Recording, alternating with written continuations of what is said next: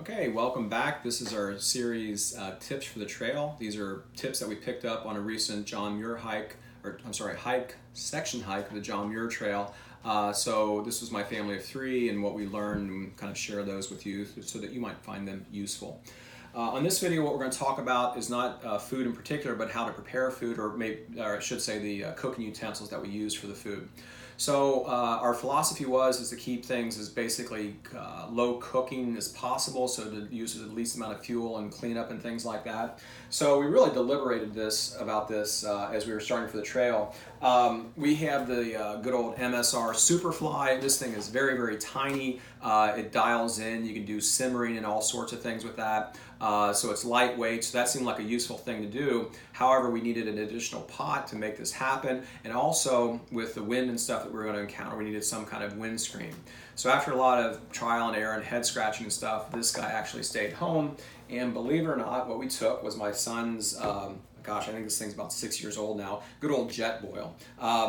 This was one of the first Jetboils, I think one of the first series that was ever out there. This is the Flash. The reason we liked it, it was self-contained. It could easily handle weather, wind and stuff like that. We stuck a little, microfiber by Scotch-Brite, Walmart, $1 or so for helping clean things up. So that fit in there nicely. You get your stove canister, the actual stove itself, and then a little tripod. So everything fit in there nice, neat, and packaged. It was under a pound, worked out great. And this thing is just rock solid as far as deliverability. I've never ever had an issue with it at altitude or not, wind or not. The other thing is the Flash series actually comes with its own striker, which doesn't seem like a big deal. There's a cheaper version out there without the striker. It's about $15 or $20 cheaper. Get the one with the striker. It makes a big difference, and you're trying to wedge and match in there, and wind's blowing around and stuff like that. So again, just couldn't say enough good things about the Jetboil. Again, there's three of us, so we were able to distribute the weight. There are lighter versions out there if you wanted to, but for us, this thing was just rock solid. Couldn't say enough good things about using the Jetboil. Okay. So now that we've got our food, we have a way to heat it. What else are we going to do? So how are we actually going to eat the stuff? So again, different plates, bowls, and all that kind of stuff over the years. We ran across the GSI. I think this is called the Fair Portion 2. So this is their second version of this mug. This comes in a whopping 4 cups. It has measurements on the side. It has this nice little thermal thing that you can stick it in, and it hangs off your pack quite nicely. It has an O-ring underneath to keep things from leaking, so you can seal things down. Remember, when you're cooking at altitude, if something recommends, say, 15 to 20 minutes sitting time, you always want to add an extra 5 minutes for every 5,000 feet. At first, I kind of rolled my eyes about that, but it is actually true. So oftentimes, we were waiting at least a half hour for our food to be done, and these things were just rock solid, kept things hot, piping hot after we're done. You'd be surprised. So really, really pleased with this. Again, this was the GSI Fair Share Cup 2, version 2. Now, with that cup, what I was able to do, you're going to need some kind of coffee cup or something to drink out of. This was a Father's Day gift at one point. So the Snow Peak guy, the titanium, fits right inside there. I talked about in another series when we talked about food, how you can have hot chocolate or Gatorade or something in a bottle. Believe it or not, all that stuff fit nicely in the GSI. The other thing is, I'm a coffee drinker, so my instant coffee fit right along in there. So this was a nice, tidy little package that kind of kept everything nice, condensed, and concealed. So big fan of the GSI cup.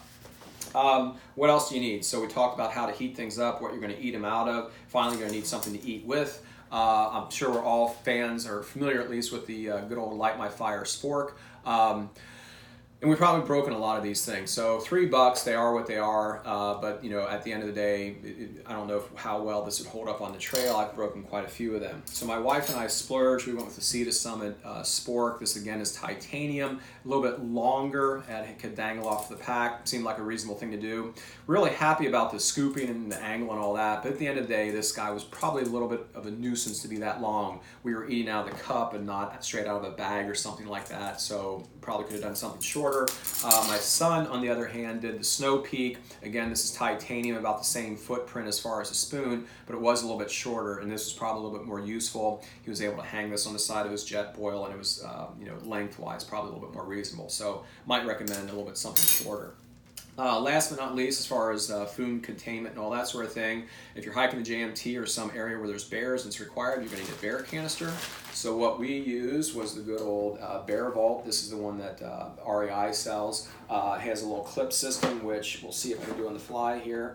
Hey, look at that. I was able to get it open, so hopefully the bear is not as smart as you are.